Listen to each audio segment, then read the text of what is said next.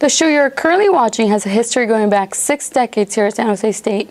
The student-produced news show evolved from SJS Reports, a radio show, to SJ Update, to the current Update News. After more than half a century of news reporting, the journalism department has produced several famous alumni who are current and previous professional newscasters. We celebrate these individuals who, in turn, reflect on the legacy that is San Jose State student television news. Count down with us on this special report.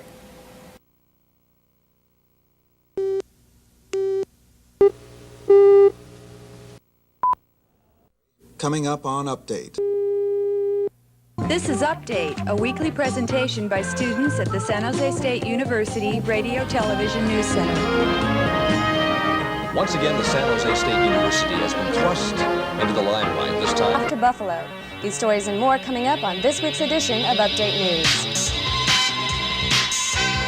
Now from the campus of San Jose State University, this is Update News, celebrating its 20th year on the air. We start with Gordon Greb, the person who pioneered Update News in the 1960s. Good evening. I'm Gordon Greb, Faculty Director of the Radio Television News Center at San Jose State College.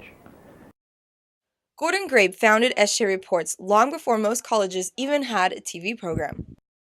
Because at that time, if you said there were going to be such a thing as an all-news radio station or an all-news television station, people would say you're out of your mind. That's what they got. So then I stepped into the opportunity to prove what I could do at San Jose State. This is Gordon Greb, and that's SJS Reports. To help us reflect on this decade is former KTVU and SJS reporter, as well as current Update News professor, Lloyd LaCuesta. You know, I want to continue on what was started way back when. I was here in the 60s, which was sort of the beginnings of this broadcast program. Now we're going to a direction of what we call convergence news, but we still are going to have the same television newscasts, if possible, kids learning how to put stories together. I did it with film. People now do it with digital, but it's still the same process about getting the story right, making sure you're truthful, and getting it on the air as fast as possible. Program. This is what happened at San Jose State on Monday, November 20th. This is what live news coverage looked like for Lloyd during his stay at SJSU.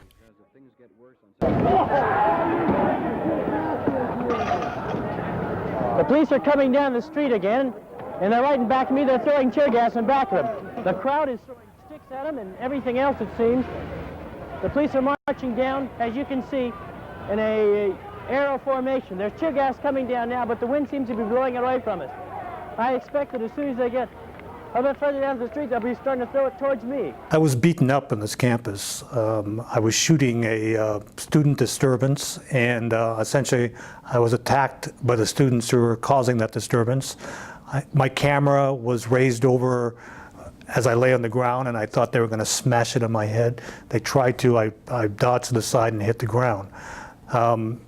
That was a low light because I was sort of very cocky about what I was doing. One of the biggest celebrity scandals of the 1970s was covered by Update News. Let's take a look. The question, "Where's Patty Hearst?" was answered 19 months after she was kidnapped. Patty was found in a San Francisco apartment in the Mission District. The manhunt for Miss Hearst and SLA members William and Emily Harris ended when they were picked up in San Francisco by the FBI. That the news media have got to start doing the kind of investigative work that will not interfere with the trial. They should be asking the kinds of questions that are appropriate to ask, and they should not be getting on and saying, we have the first footage, or we have the exclusive here, and patting themselves on the back. The 80s brought one of the biggest visual innovations for Update News. We went from black and white TV to color TV. Here's a colorful look at what this looked like. Officials say earthquake damage at San Jose State University may run an estimated $1.5 million. Stay tuned for this Update News special report on the Bay Area quake. Good morning, I'm Christina Schreck. And I'm Tim Wilson. People pulling together to recover from a massive earthquake. That's been the story everywhere in the Bay Area. And it's the same story on the San Jose State campus. This week, we're going to vary from our usual format and coverage to bring you a special report on the earthquake. The Bay Area continues to recover from the major earthquake. Many faced a 4-hour commute over the hill while others didn't make it home at all. Highway 17, which serves as the main link between Santa Cruz County and the South Bay, will be closed to traffic for at least 3 weeks. The California Highway Patrol is requiring proof of residency in Santa Cruz County in order to cross Highway 17. Damage in the county has been estimated at $350 million, but this figure is expected to climb. The 1990s can perhaps be seen as the most nationally recognized decade for Update News. 3 Update News alumni were awarded with the prestigious first-place rank of the William Randolph Hearst Award, not to mention the title of the best newscast overall. Perhaps most significant for this Watsonville community is their success in getting a seat at the negotiating table. They State held off a late Nevada rally for a 39-35 win, and once again have the inside track to the Silver Bowl. It was nice to come away with a victory like this, especially, I mean, we've had some tight ones in the last few weeks. And big plays have mostly worked against the Spartans this season, but against Nevada, it was quite another story. Thanks for joining us, and join us again next week at 6:30. there I am. See you next week. NBC Bay Area News anchor and Update News alumni Janelle Wang reflects on what she gained during her stay here at SJSU. Update News, I think, was the main thing that helped me get my first job, just because it's really hands-on and there are some great teachers here that tell you the truth about the business. So I credit my entire career to Update News, because without Update News, I would not be where I am today. In the 2000s, Update News followed the campus furloughs and budget cuts that brought backlash to a failing system.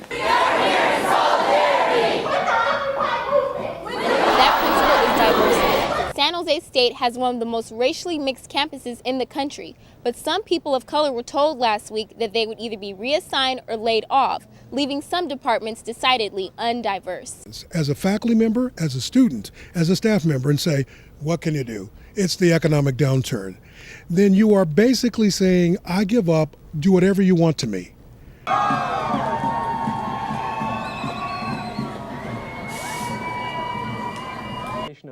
SJSU alumni and current Comcast Sportsnet anchor Brody Brazil covered the September 11th attacks back in 2001.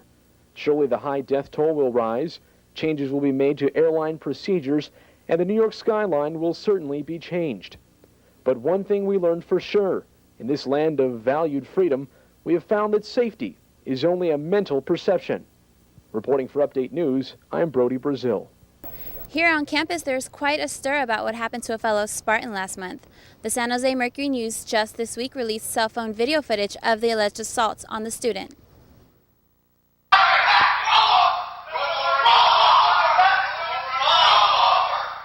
This cell phone video shows San Jose police last month answering a domestic disturbance call at the home of 20-year-old SJSU math major Bong Ho.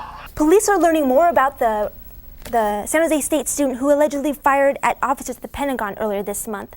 36-year-old John Patrick Bedell drove across country from California to Washington, D.C. Journalism and Mass Communication Department Head Bob Rucker tells us where the future of Update News is going. San Jose State will continue to have its commitment to Update News, but we're going to evolve. We're going to start using the new technologies. We're going to put Update News on a variety of platforms. So you will see it again on television, but you'll also see it online. You'll also see it in blogs, and you'll see it in a variety of places, long, medium, and short form. And Ingrid, I know I'm graduating this semester, and you only have one semester left until you and I can both call ourselves Update News alumni. What have you learned? What do you think you're going to take away from this experience? Well, Kate, I've learned so much. Mainly, I've learned how to do editing and how to report on, short notice, I'm really, just like you, I'm really happy that our teacher kept us to deadlines and kept that pressure and intensity on us. It's really going to prepare us for our next steps ahead as we leave SJSU. And coming up next, we have Christian Caesar, who's going to go over the highlights, the funny, the bad, and the good parts of this past semester. Stay tuned. But first, we have a break to hear what the seniors from Update News have to say.